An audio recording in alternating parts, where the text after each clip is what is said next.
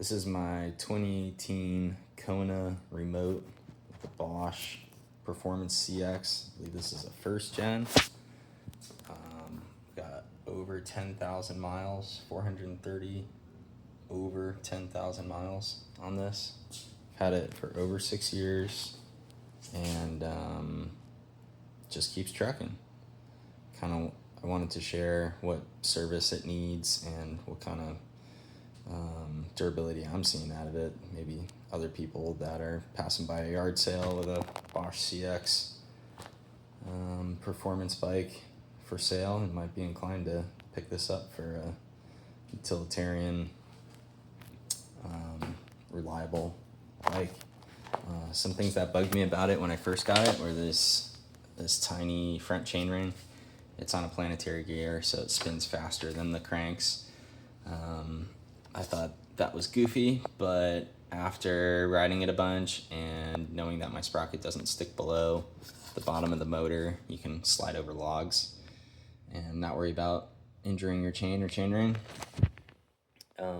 Also, I think the model year after this came with a skid plate and a Shimano drivetrain, so I was a little bummed there wasn't a skid plate, but I've bashed this thing quite a bit and it just keeps trucking. It's all covered in plastic, but behind here is a very solid metal casting. So that's been very reliable. There was a phase where it started creaking, like if I stomp on the right pedal, it'd creak, stomp on the left pedal, it'd creak. So you're hammering up a hill, be creaking away. But I took these covers off and found the mounting bolts, and they were loose, and I tightened them, and all the creaking went away. I think this is the third fork I've had on it. I forgot what it came with, some cheap fork, and then had what did I have on it? I think two different Marzocchi Fox style 34 forks that have been very good. This is the general service interval for it. Get about 1,200 to 3,000 miles out of a drivetrain, 2,000 miles for brake pads, 6,000 miles for brake rotors, maybe some resurfacing about halfway in between, 2,000 miles for tires, grips wear out around 5,000 miles.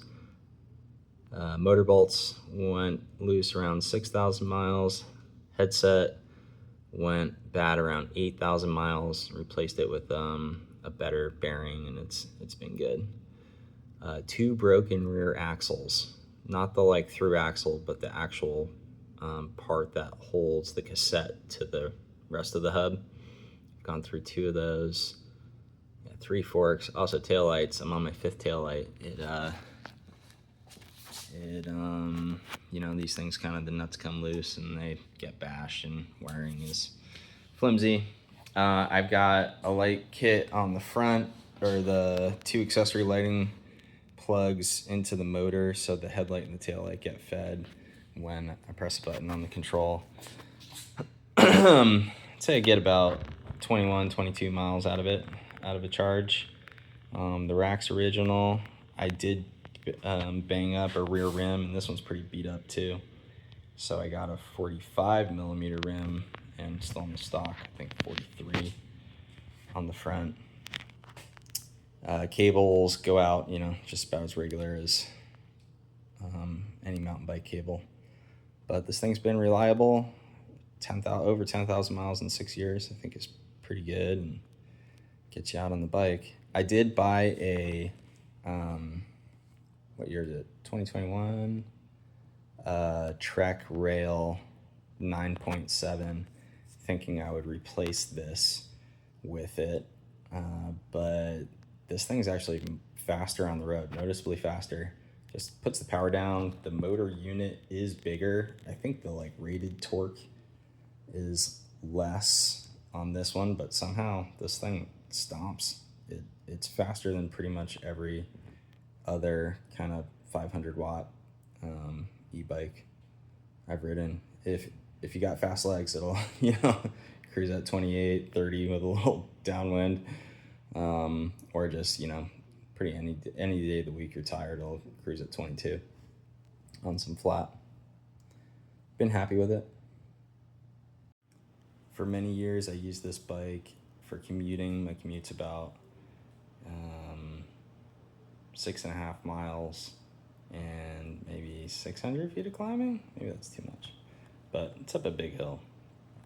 And then oftentimes when I go to work, take about a 10-mile lunch ride in, pretty rugged mountain bike, all mountain style trails, maybe a little bit more cross country, but this thing's a little bit scary to ride on gnarly single track, but it always gets the job done. So trail riding and street riding and even some beach riding, this thing's been good. Rain protection is good also, with the fender in the front that I added and the rack in the rear.